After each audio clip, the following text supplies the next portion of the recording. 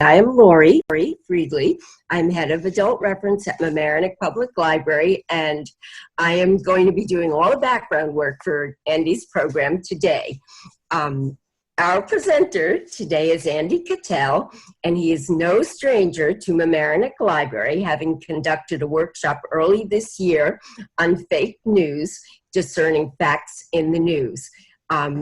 Everybody who was there enjoyed that program tremendously. It was unbelievable. In March, he conducted an online workshop on coronavirus disinformation, and today he's going to focus on combating election disinformation in the run-up to November 3rd. He was very busy last night working on fact-checking. Andy draws on nearly 40 years of experience in journalism and communications. For 14 years, he worked as a reporter and editor at the Associated Press news agency, at the United Nations in West Virginia, and in Moscow. Later, Andy switched careers to PR and corporate communications, also professions focused on gathering and presenting information correctly. Since retiring early last year, Andy has led workshops co-sponsored by the League of Women Voters of Westchester. This is also co-sponsored by League of Women Voters. You can see on Andy's screen. And they have been at public libraries and other locations in Westchester County. Our program will last for about an hour with plenty of time for questions. At the end, I'm asking everybody, please, as a matter of form, to put your questions into the chat box, which you will see on your Zoom screen, and we will read those afterwards. Andy, take it away. All right, thank you very much, Lori. I do not know if I'll be able to be as entertaining as last night's presidential debate, but I hope that you will receive more facts tonight than you did last night, and perhaps not have as high a blood pressure reading during this presentation as you might have hit last night. The fact checkers were working real time in a lot of different organizations last night, and we're going to see examples of what they did late in the presentation, so you have to stay till the end to catch that. And I definitely would love to hear folks' thoughts via the written chat here on the debate and frankly any other topic about disinformation. So with the welcomes here, we put a cartoon up here. It's a little bit of a holder from my coronavirus disinformation talk in March, an inoculation. What we're doing today is trying to help inoculate everyone against election-related disinformation. And it might hurt a little bit, but the long-term benefit, I hope, will be great. And I also hope that the inoculation and the benefits that you will receive from the inoculation tonight can be passed on in a constructive and positive way to your friends and family. So you'll be able to do that through the materials that we're going to share after the fact. We'll give you the details on where to find this presentation after the fact and a video recording of the Zoom call. We're going to outline the problem and why it's important, I should say especially important in a democracy as we are trying to have still here in the United States. Citizen engagement and education and knowing the facts is really critical in a democracy especially. We're going to really focus on helpful, practical, I hope easy to use tools for you to do fact checking and to help discern false from factual information that's out there. A bunch of follow-ups, some homework to do to familiarize yourselves with digital fact checking resources, and Q&A. Briefly about the League of Women Voters, this is the Westchester, New York chapter. We may have some folks from elsewhere in the country, possibly even internationally on this. The League as a whole was founded in 1920 to work on civics, understanding public policy issues through education and advocacy. It's very, very busy, all of the chapters right now, trying to get out the vote, to register voters, to educate the voters. They run some candidate forums and debates. And it's very grassroots organization. It's open to anyone, male or female. I'm a member of the White Plains, New York chapter, for example. Anyone 16 years old or up. Back in March, when as Lori mentioned, I gave this talk that was customized for coronavirus myths and disinformation. I pulled out this quotation from the head of the World Health Organization from a month prior. And let me just read this. We're not just fighting an epidemic, we're fighting an infodemic. Fake news spreads faster and more easily than this virus and is just as dangerous. Well, sadly, both the actual viral pandemic and the election-related infodemic have gotten worse. And last night's debate did not help at all. But this presentation will help, I hope. Let's define some terms here. You will note in my talk today, I will try to avoid using the word fake news because I don't like it. It means different things to different people. Some political leaders use the term fake news for any factual information that they do not like, usually that may be critical of them or their policies. Others use the term fake news to define any false information. So rather than play that game, I'm primarily going to focus on disinformation. Here's the definition: false information deliberately and often covertly spread to influence public opinion, obscure the truth, and deceive. Now, let's make a distinction here with misinformation. Misinformation, generally speaking, is also false information, but not deliberately spread, and usually not covertly spread. So there are gray areas here, and some of the techniques that we're going to talk about tonight can be used regardless of the term that you're using that I've mentioned. The internet. The internet here, as depicted in this cartoon, is a very messy place. It's really, really hard to tell what's true and false there, what's coming from individuals, from organizations, from news organizations, from professionally trained journalists, from anybody, from foreign governments, from foreign non-governmental organizations. It is all out there. And you see Pinocchio here, and Pinocchio, of course, grew the longer nose when he told lies. There's actually at least one of the fact-checking organizations that uses the Pinocchio icon for the most egregious false examples of mis and disinformation. I think they have the Pinocchio Awards on a monthly basis or some frequency.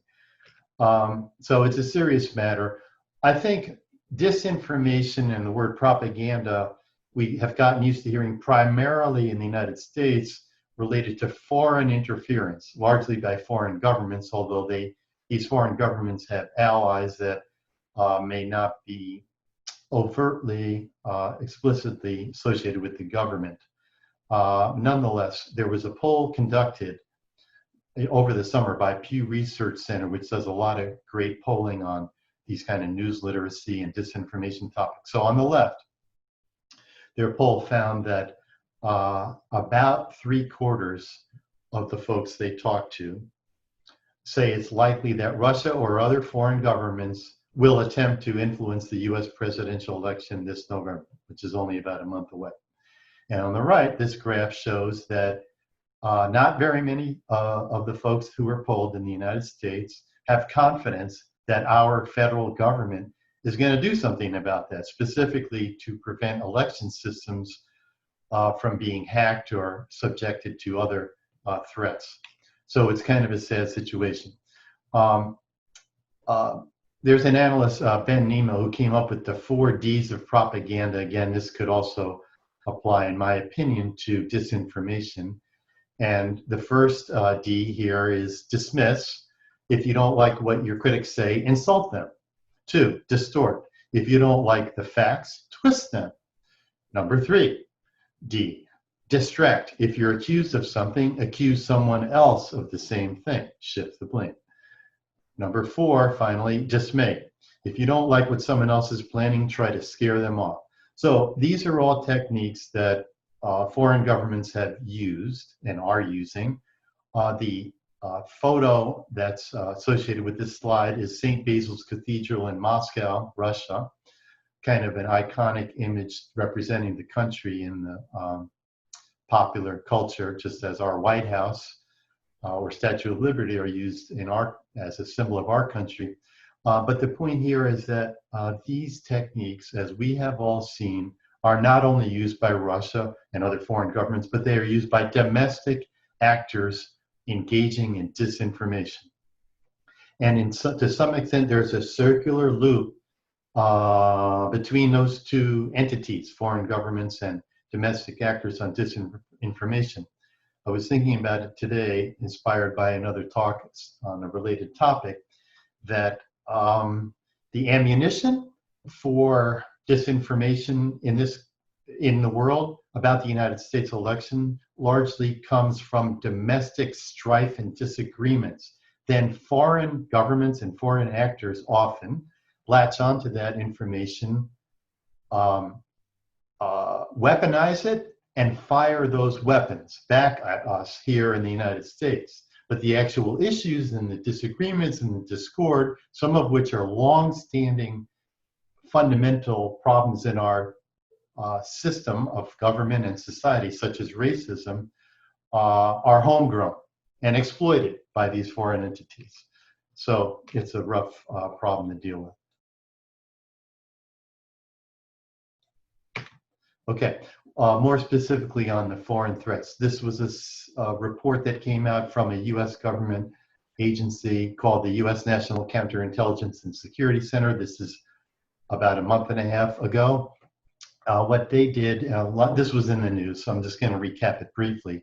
They took a look at what they determined were the most active foreign governments looking at our presidential election and trying to establish which candidate they seem to be supporting and why. So the first one they looked at was China. They preferred, according to this report, that President Trump not win election because they believe that he is anti-China. I think we've seen examples of our president increasingly referring to the coronavirus as the China virus. So you can imagine how well that sits in Beijing. Number 2, Russia. That's kind of my specialty, as Lori indicated. By the way, I have some Russian-made nesting dolls here that are largely apolitical. You see, this is just a comic relief point here. Captain James D. Kirk of the Starship Enterprise there, Homer Simpson, and Yuri Gagarin, the cosmonaut here. So I have some interest in Russia, and I actually closely study Russian television state news closely. I watch it every single day to see what they're up to. So as this report indicated, generally speaking, they're trying to denigrate former Vice President Biden because they view him as part of the anti-Russia establishment. They felt that way about him and President Obama during the Obama administration, largely because of the Obama administration's policies regarding Russia's involvement in Ukraine and what they saw as the Obama administration's support for President Vladimir Putin's opponents within Russia. So I would say, again, from my watching of state-run television, it's not always so overt. I think the reports tried to entertain the Russian television audience about our presidential election. There's so much one can take advantage of there for entertainment value, frankly, for both candidates. Generally speaking, they show a lot of negative things about our campaign and the issues that surround the campaign, such as the looting and rioting. They love those topics. Those are traditional Russian propaganda and disinformation topics about the U.S. society. It's only going to increase, in my opinion, as we get closer to November 3rd. I haven't yet, by the way, had a chance to see how they covered the presidential debate last night. I'm going to check into that on recording delay later. Okay, finally, Iran. What does this U.S. government study say about Iran? According to this report, Iran seeks to undermine U.S. democratic institutions. They believe that President Trump's reelection would result in a continuation of U.S. pressure on Iran. Now, whether they think that that pressure would be more so than if Joe Biden wins, I don't know.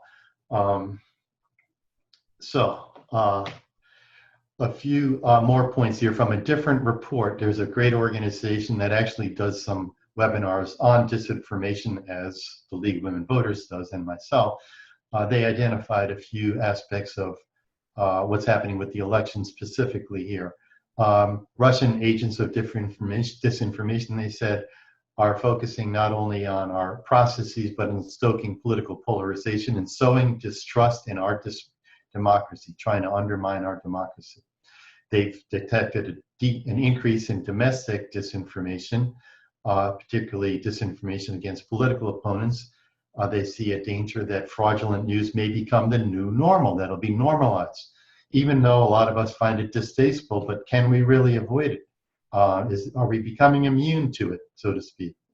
And technology companies, they recognize, are doing things to fight disinformation, and we're going to dive into some of that more deeply in a minute. But this report questions whether those efforts are sufficient. And a few more points here to briefly go over from this PEN America Truth on Ballot report. Micro-targeting is weaponizing disinformation, really looking at what our own personal preferences are and our vulnerabilities and exploiting those in a very targeted way. This report said that both human content review, fact-checking, for example, and automated content review are needed. It's not one or the other. And there are a lot of efforts going on both fronts. They used some examples from the 2018 midterm elections as to what they found about individual candidate attacks and whatnot.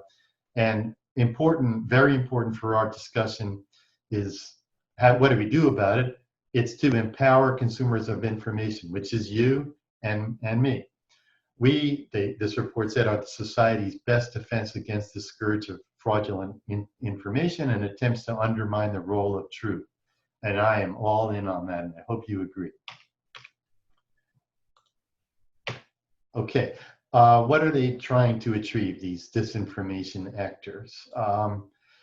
You know, to a large extent, it's not about trying to persuade us to believe one way or another on a policy issue or support a particular candidate or another.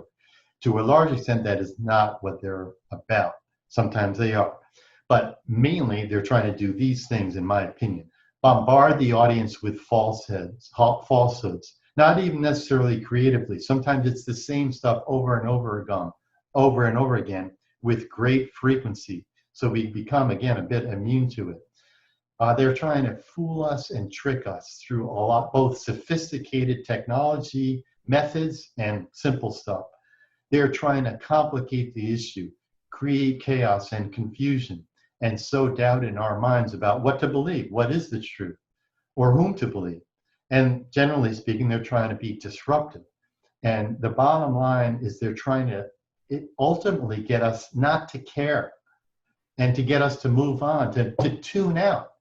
And in my opinion, this is the most dangerous aspect of disinformation, whether it's coming from domestic or foreign actors. Because in a democracy, again, it's what we know as citizens, as voters, as people in a democracy that is really important to make the right decisions and to serve as a check and balance with our various levels of government. Okay, so when I was thinking about this presentation, so I did one in March about coronavirus disinformation, and I was thinking to myself, well, what's different about election-related disinformation? Well, guess what? In my opinion, most of the techniques are the same that you would do for fact-checking and the kind of behaviors and kind of approach we would all want to have, regardless of the issue. But so the fact of the matter is, everything on this screen, and I'm sure each of you could add to this list, is completely politicized and part of the election campaign right now. You wouldn't know it from last night's debate because the degree to which the candidates in last night's debate really discussed the substance of any of these issues was pretty minimal. There's a lot of name calling and criticism and disinformation and misinformation. So we all have to take a look at these issues and digging deep on by ourselves largely. Broadly speaking, what are the challenges that we face with this avalanche of information? Well, for one thing, it's overload. We are just bombarded. I don't need to tell you that. There's so many places to get information. Some of it's labeled as news, some of it's tweets. You don't know where it's coming from or who it's coming from, and it's really tough. It's just a lot of volume. Speed versus accuracy. A lot of us want to know right away what's happening in our communities, in our world, right?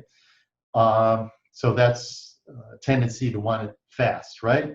But how do we balance that with accuracy, right? It's really easy to get things wrong. Even myself as a journalist, when you're rushing to compete with your other news organizations to get information out, you have to balance that tendency with checking the need to check things out first. Maybe not as thoroughly as you would if you had more time. So it's another thing we have to keep in mind of. Number 3, blurring of lines. Now, what does this mean? This multiple respects. The blurring of lines between what is fact and what is opinion. I know, for example, some of my friends, some of whom are probably on this call, believe that what's supposed to be straight news reporting at a news organization is biased and colored, whereas what they really might mean is that the opinion pieces and columns by pundits in that online news organization or certainly on television are what they're really focusing as far as bias and where they are in the political spectrum. I would add one other example of blurring of lines, and that is the difference between a professionally trained journalist who in its purest sense would be someone who is trained to try to find the facts as best that he or she can and to be objective about it and to report that in a balanced manner and transparent manner on the one hand, and any citizen anywhere in the world who can reach millions and hundreds of millions of people by virtue of the technology today on the internet without any regard for the veracity of the information or whether the still image is accurate or taken out of context or not, and videos as well. And we'll talk about that. And finally, our own bias. Both organizations, news organizations have bias. It's unavoidable, and we individually have bias whether we want to admit it or not. So how do we overcome that? You are in charge of determining what's reliable. There's a lot of responsibility on all of our shoulders to do this fact checking and figure it all out.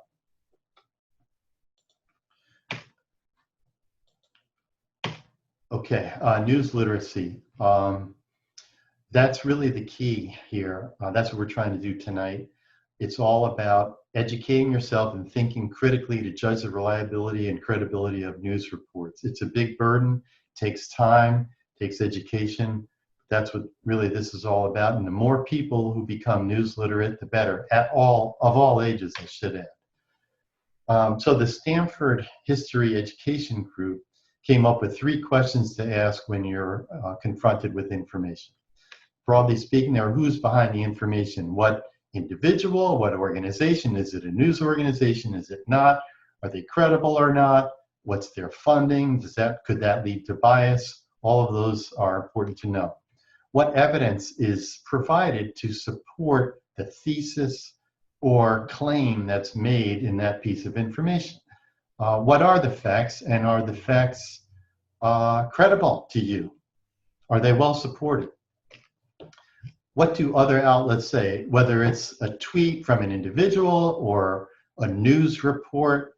Check it out. What are other people saying? What are other news organizations saying? By the way, if you do not see something that you consider newsworthy elsewhere beyond one place, that is a strong clue that it could be fake, could be false. Not necessarily, because there are things such as scoops where a particular journalist gets a story before anyone else, but it should raise your antennae. Fighting back. So let's talk now about some ways to fight back and things you should be doing. One is to slow down. We live in a very fast-paced society enabled by technology. Take a few seconds, minutes, whatever it takes to collect your thoughts about what you're reading, read the whole thing. Question the content always, especially if there's an emotional trigger in there, embedded in there to try to, appeal to your anger or partisan extremes, because that's the folks who are disinformation actors have a field day when our critical thinking lapses and we let our rational and logical minds recede a little bit and we get very emotional. That's when we are most likely to believe something that is false and share it and make the problem even worse. Technical things to do: check the website address. We all know .com's okay, but what about RU and CN? That's Russia and China. That's where the websites are based, if those are the URL extensions. Seeing those does not necessarily mean that that information is false, but if you're not used to going to websites with those extensions from those countries, it should raise your antennae, and you should be more careful. Read beyond the headline to the full story. Headline writers are trying to grab your attention to make money, so they can get advertisers to advertise online, and they're also trying to get you to read the whole article. Why else would a reporter write a whole article instead of just 10 words, tweet length, right? But the full story sometimes will tell you a more nuanced or even more factual story than the headline might indicate. And do that before you like or share, okay? And beware of politically framed content, because that means there's an overt bias most of the time. A few more things. Research whether other media outlets are reporting it. I mentioned that earlier. Pay attention to the sources of information, the people quoted or mentioned in that article. Is that article balanced? Did the reporter try to get multiple sides of the issue so that you can reasonably, objectively make up your own mind about whom to believe or what to believe? Take a look at the images and logos. Do they seem legitimate? Are they familiar to you or not? Verify the content and accounts. Again, check sources and authors and identities. And read the About Us section of websites, especially of ones that you've never heard of. If it's written in poor English, that's a clue that it might not be legitimate. Look at the funding of if it's a news organization or institution putting out information, look at their funding source, which ought to be disclosed in the About Us section. That would be an indication of potential bias. Speaking now specifically about the election and interference techniques that we are seeing or have seen in the past few years, leaked, hacked, and stolen information. We all know what happened just on the cusp of the 2016 presidential election and how that may have heavily swayed some voters. All right, so will we see more of that now, the next month? Manipulation, putting words literally sometimes in people's mouths by doctoring videos. Their sophisticated technologies are now pretty widespread to do that. Attempts to create fictitious groups that don't exist, people who don't exist, even news organizations that don't exist. There's a whole operation by a certain government to do that, by the way, create in localities in the US websites that look like legitimate news organizations, and even to stage events that are really fake events that don't really happen to get people riled up. Infiltrating existing communities and groups. The financial aspect, clickbait, that where there's a financial flow, a money flow that's associated with clicks on a computer screen. And then literally a direct interference, right, which is trying to penetrate registration and election system. We have seen some of that, some of our midterm elections in this country. Will we see more of it? And then conspiracy theories, which plays apparently to human nature, that apparently means we all love, whether we admit it or not, conspiracies. And this is a fertile ground for election interference. Social media, so a few things specifically on social media.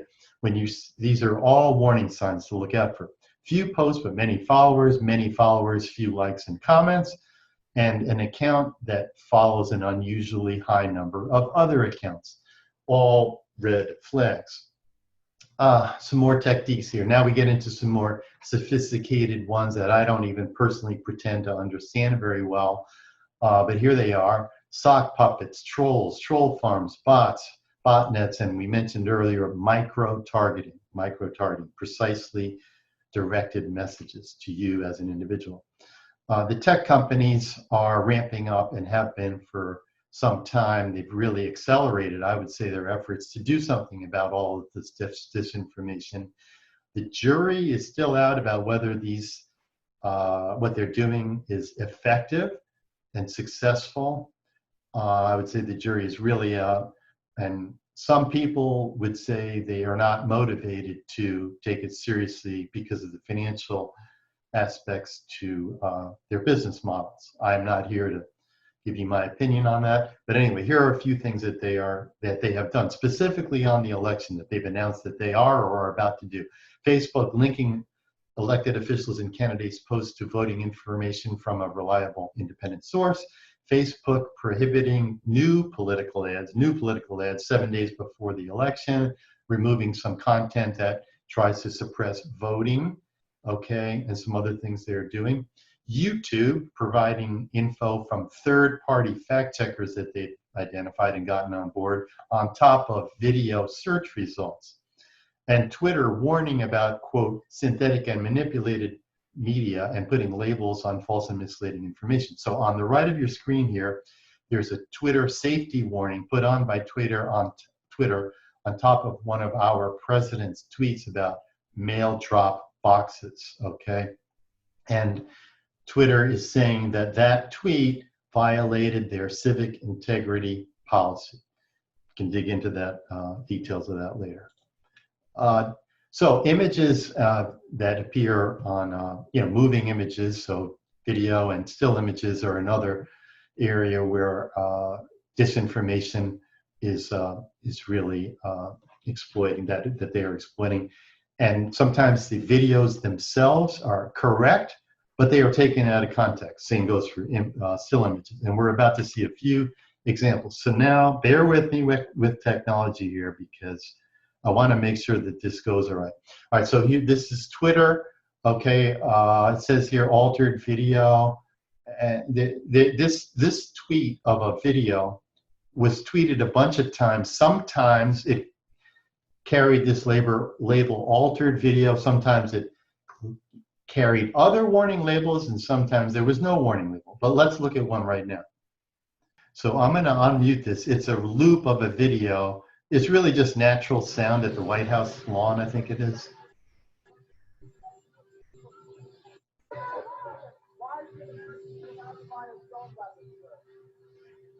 Okay, this tweet says, I'm going to mute that, Trump is lost and disoriented here. By the way, this tweet came from supposedly Robert De Niro. He or someone labeled it as parody, but again, this was tweeted by a lot of other people, and in many cases, it carried no warning label. But anyway, let's go back to the PowerPoint slide here. I'm going to make sure I get to that correctly. Bear with me with the screen share. Okay, so here we're going to look at the warning label. The warning label that Twitter put on, and I'm going to make sure we got to that screen correctly here with the screen share. I think you're seeing it now.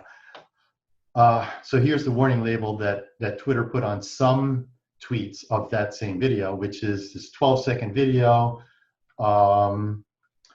In the full video, Trump can be seen pointing out a puddle to the First Lady so she avoids stepping in it, according to the. Let's look at another video. This is Twitter flagging an out of context video that is Joe Biden. So let's go to this one. Let me make sure I'm on the right Twitter screen here, sharing that one.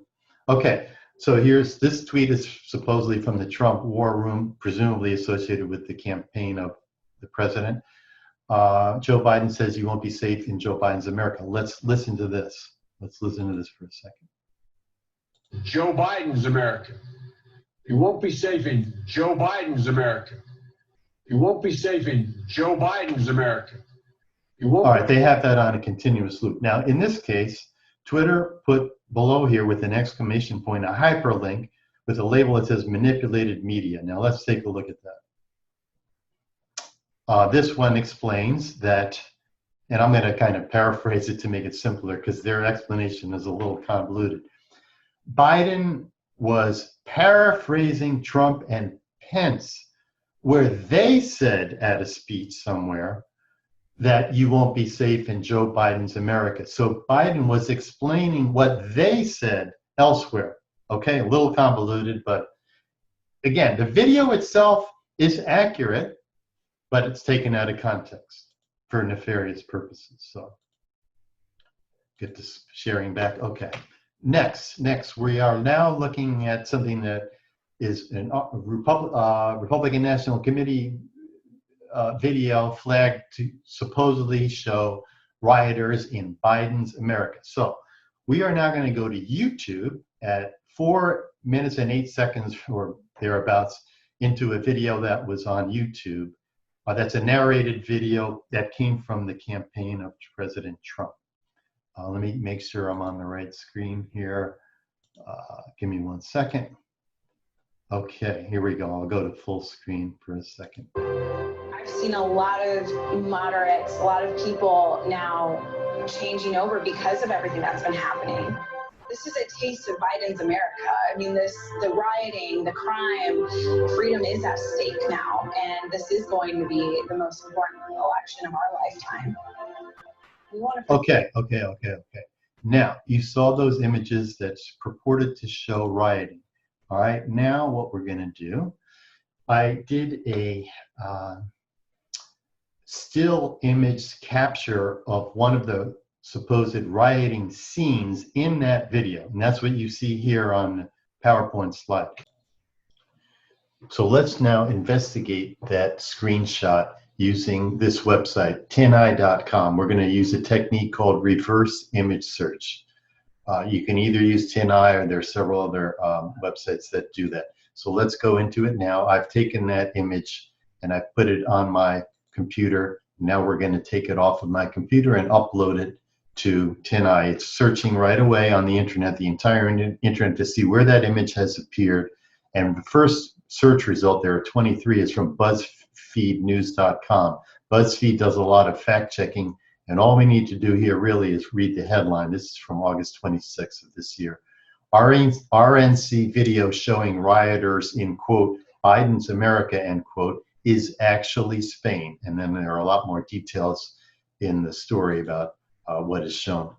Okay, so that's reverse image search. Let's take a look at the first presidential debate this year and the fact checking that was done around that. This was September 29th. There are two types of fact checking organizations. There are independent ones, and there are those that are associated with traditional news organizations. So here, first, let's look at PolitiFact, which is a nonprofit associated with the Poynter Institute. Their fact check on the debate was a roundup of a lot of different claims there. And let's just look at the first one. Trump, we guarantee pre-existing conditions. Is that true? Well, PolitiFact labels it misleading. Talks about his executive order on that topic, says that experts say that congressional legislation, not an executive order, would be necessary to maintain the protections of pre-existing conditions if the Affordable Care Act were to be removed. Okay, the Associated Press, a not-for-profit news cooperative, traditional news organization. Let's look at their fact check roundup on the debate. False claims flood Trump-Biden debate, that was their headline. Let's scroll down a bit to find an example to talk about. Okay, this is Trump's comments about the protests in Oregon. Specifically, he said, the sheriff, meaning the sheriff in the county where Portland, Oregon is located, just came out today and he said, I support President Trump. The facts, that is false. The sheriff of Multnomah County, Oregon, where Portland is located, said he does not support Trump. The Associated Press then picks up a tweet from that sheriff. As the sheriff, I have never supported Donald Trump and never will support him. what can you do? All right, here's some things. These are more kind of behavioral oriented than when we went over before. Try to stay positive. Stay focused on the policy proposals of the candidates more than all the bickering and the criticism. And I know it is hard. Last night's debate was a great example of all kinds of distractions from substantive debate on the real issues, which we all, I think, would love to hear and engage in. I spoke earlier about the danger of letting your emotions get to you because you therefore let your rational and logical thinking get away from you. You get overtaken potentially by fear and anger. So try to maintain control and be calm when you're reading information. Think critically. Maintaining a healthy diet means look at news organizations that represent a wide range of views, wide range of the political spectrum, not just what makes you feel happy and you're comfortable with, but news organizations that might be out of your comfort zone. And I'm not suggesting that you have to do that all the time, because that would be very uncomfortable and difficult possibly, but I believe you have to do that to know what the other side is thinking and believing. At the very least, if you want to counter them, how can you do that without knowing what they are thinking and saying? At the same time, your diet could be excessive, which is the last point here. And it's very hard for a former journalist such as myself to say this, don't pay too much attention to the news or to tweets and other forms of information about the election. Sometimes you have to distance, just like our social distancing, you may need to do election information distancing. So,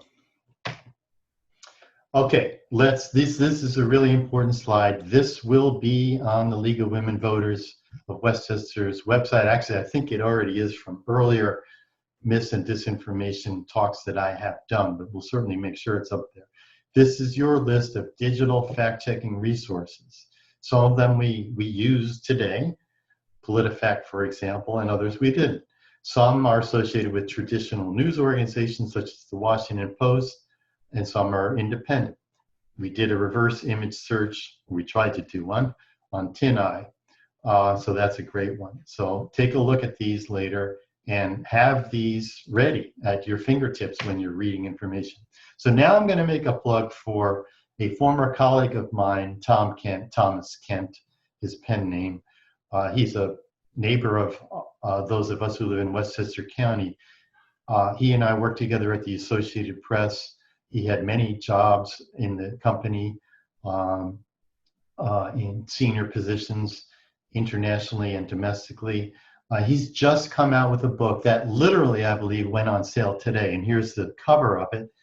And it's about Russian disinformation techniques, really outside the US. But Tom has told me that a lot of what he has written about applies to what Russian disinformation is happening in the US. And very importantly about his book, which I haven't had a chance to read because I've ordered the copy, but I don't have it yet. But Tom tells me that his book heavily focuses on what to do about Russian disinformation. So it's not just describing the problem with examples. It certainly does that, but it goes beyond that and talks about solutions. And when you look at the PDF of this presentation on the League's website later, I have conveniently hyperlinked this image of the cover page to the Amazon page to buy the book. So do it, read it, and think about it. And I know the Mamaroneck Public Library is thinking about inviting Tom to give a talk about his book and the topics about it, such as Russian disinformation messaging in the US. So stay tuned for that. So I'm in Westchester County here. This talk is sponsored by the League of Women Voters in Westchester County. These are deadlines, important deadlines that apply in this county. Wherever you sit in the United States, look at the deadlines that your Board of Elections has, that the League of Women Voters is letting you know about, to make sure that you are registering properly, that you're requesting absentee ballots at the right time, and obviously culminating on November 3rd and getting out the vote if you plan to do that in person.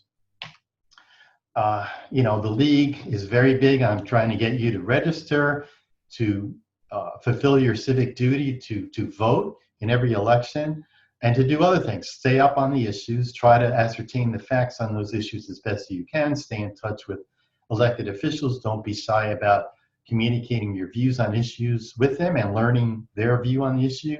And again, as I mentioned earlier, this presentation, a recording of it, maybe we'll try to clean it up to fix some of the technical problems, will be housed on the League of Women Voters of Westchester's website. Give us a couple of days to do that, please. And their website URL is here. It's lwvw.org.